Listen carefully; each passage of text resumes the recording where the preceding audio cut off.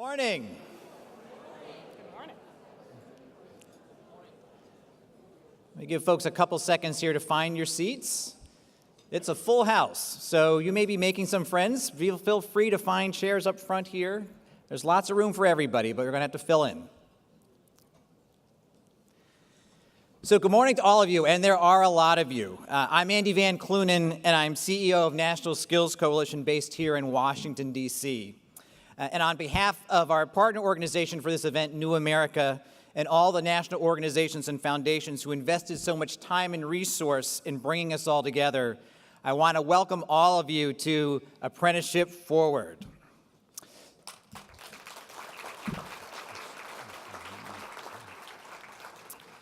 So this national gathering was conceived as a way to recognize the work of many of the people in this room today. People have done so much to ramp up the profile and development of apprenticeship in the United States over the past several years. And to help us all begin to chart a way forward so that we can be working together as business leaders, labor leaders, community organizations, community colleges and high schools, workforce boards, state and local policymakers, and national leaders both in Congress and in the Trump administration to continue to build out apprenticeship as a means not only to meet our economy's skilled workforce needs, but to create pathways to a better life for millions of students and workers here in the United States. So why are we all here? What is the source of this growing interest in apprenticeship? Obviously, it's been around for decades, this idea of investing in somebody, hiring them while they are still learning, giving them a chance to earn and learn, being able to acquire experience on the job while earning a paycheck, getting new skills in the classroom, and moving towards some kind of industry certification and higher wages. We've had these practices around for years in some of our industries here in the United States. Why the surge of interest now? Well, there's a lot of different explanations. Some of it came out of the concerns about long-term unemployment coming out of the recession and how it is that we could more quickly get people back to work even as they were skilling up for a new job. Concerns about rising college costs and the income returns to students. Industry complaints about not being able to find enough people to fill middle-skilled positions that they desperately needed to fill in order to kind of grow their companies. The influence of foreign-owned companies here in the United States who were bringing some of their apprenticeship lessons that they had developed over years in other parts of the world to bring them here as part of their workforce strategies here in the U.S.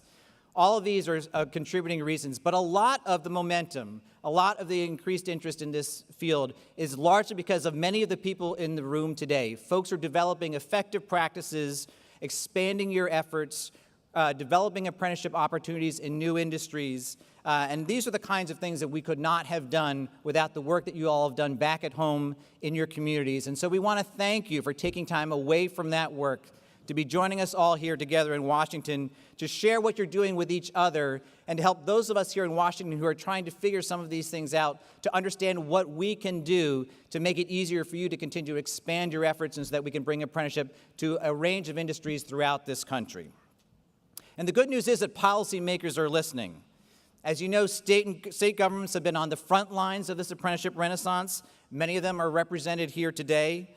And the federal government has noticed as well. In fact, through both executive action and bipartisan congressional support, the federal government has invested over $260 million in apprenticeship expansion over the past couple years. And just yesterday, Republicans and Democrats came together in the House to approve an additional $95 million in funding, a $5 million increase in that work for the balance of this year. That just does not happen in Washington, D.C. So we should be very happy about that. We should celebrate that moment and recognize that we are at a momentum point here on behalf of this field. But how are we going to be able to most effectively use those resources? And even more importantly, how are we going to leverage the additional resources from other state and federal programs and from the private sector so that we're not just counting apprentices in this country by the hundreds of thousands, but by the millions? That's the real project before all of us over the next 2 days. So in just a few moments, I'm going to introduce my colleague, Sarah Steinberg from JPMorgan Chase, one of the 5 philanthropic leaders who originally conceived of this national event. They saw the need for a gathering like this to answer 3 big questions related to how it is that we're going to take apprenticeship to scale in the United States. And you'll see that we've structured these next 2 days together around these 3 themes. So question one, how do we engage more industries and a greater number and diversity of companies within those industries, including smaller firms, to help them adopt apprenticeship as a source of their current and future skilled workforces? In just a few moments, we're going to hear both from our opening keynote speaker and from a panel of industry leaders why their industries have begun to look at apprenticeship as a workforce strategy, or how they've begun to take a different look of an apprenticeship and changing some of their apprenticeship practices to respond to the changing needs of their industry and a diversifying workforce. And after this morning's plenary, then you all are going to be breaking into industry discussion groups where you'll have a chance to share with each other the work you're doing on these issues within particular industries, to hear from other experts in the field, and to think about how it is that we could grow apprenticeship opportunities within that sector. Second question, how do we diversify and grow the pipeline of young people and adults who should have the opportunity to become a working apprentice?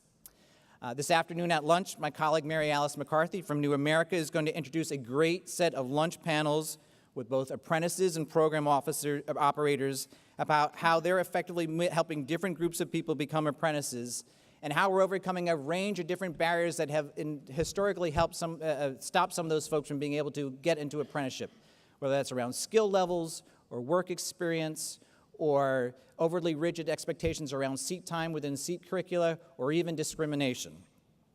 And that lunch will be followed by another series of discussions broken out by population group, again, where all of you will get a chance to share with each other the work that you are doing and how it is that we can be working together to overcome some of those barriers collectively. And then finally, our third theme, how can government be a more effective partner in dealing with these first two challenges of industry engagement and apprentice diversity? Tomorrow we're going to be hearing from some exciting leaders in state government, from a governor to state legislators to state administrators who have been pushing the envelopes on these issues in their states.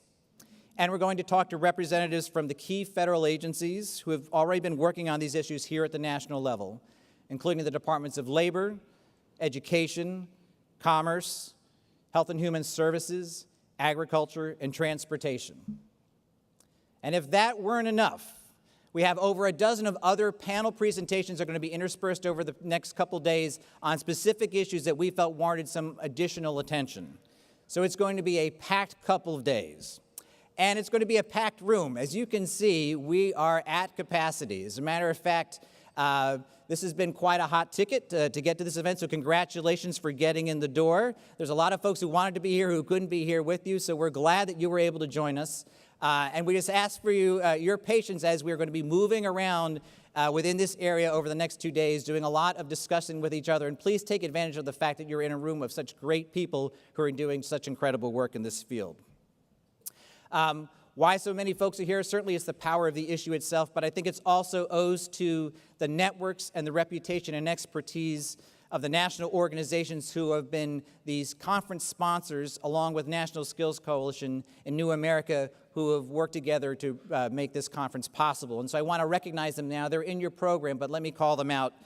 They include Advanced CTE, the AFL-CIO's Working for America Institute, Jobs for the Future, the National Association of Workforce Boards, the National Fund for Workforce Solutions, the National Governors Association, and the Urban Institute. Let's give all of those organizations a big hand for the work they've done here.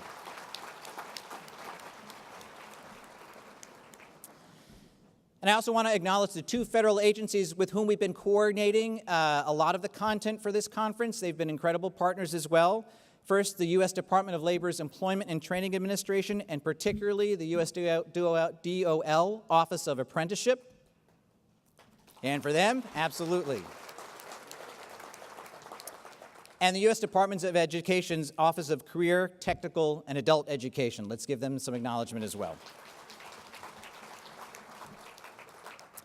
And finally, a tremendous debt of gratitude is owed to the 5 national foundations who not only conceived of this event last year, but who have invested their resources to make it possible for all of us to be here over the next 2 days.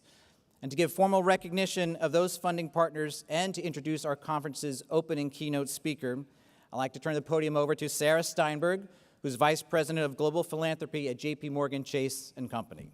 Sarah. Great. Thank you, Andy. Good morning, everyone.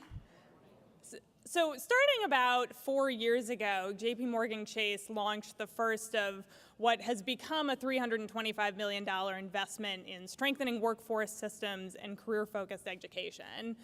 And the reason that we, as a big bank, decided to invest in skills was really because of two things that we were seeing in the communities that we serve. And the first was that while the economy was improving, we were still seeing among certain populations high levels of disconnection from the labor market and unemployment, especially among young people, and particularly among young people of color. And then at the same time, we were also hearing from many of the businesses that we serve that they were struggling to hire workers with often the specific technical skills that they needed in order to grow their businesses and compete. And so when we made this investment, it was really with the aim of building an education and training system that is more closely aligned with labor market demand. And the idea being that if you can do that, you can create economic opportunity for individuals by connecting them to good jobs. And you can also strengthen the economy as a whole by ensuring that our workforce is really prepared for jobs in our modern economy. And we believe that apprenticeship is a really crucial part of that alignment. So an apprentice is able to get paid training in what is sort of by definition an in-demand field, while an employer is able to build a pipeline of skilled workers. Fortunately, as you can see from the packed room today, JPMorgan Chase is not alone in believing in the promise of apprenticeship. And in particular, I want to thank the other 4 funders that are co-sponsoring this conference today: the Siemens Foundation, the Annie E. Casey Foundation, the Joyce Foundation, and the JPB Foundation. Thank you for your support of this conference and for all that you're doing to advance apprenticeship.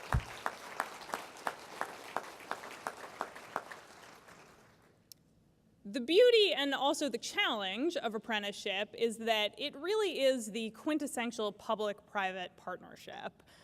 And that means that its success depends on cooperation between educators, training providers, the public workforce system, and crucially, employers. And employers have a role to play not just in offering apprenticeship slots, that's part of it, but employers also have a role to play in defining in-demand occupations and skill sets, in informing credentials and curricula that are aligned with what they need in their workforce, and also building strong apprenticeship systems that serve the dual purpose of serving the public good, but also benefiting their bottom line.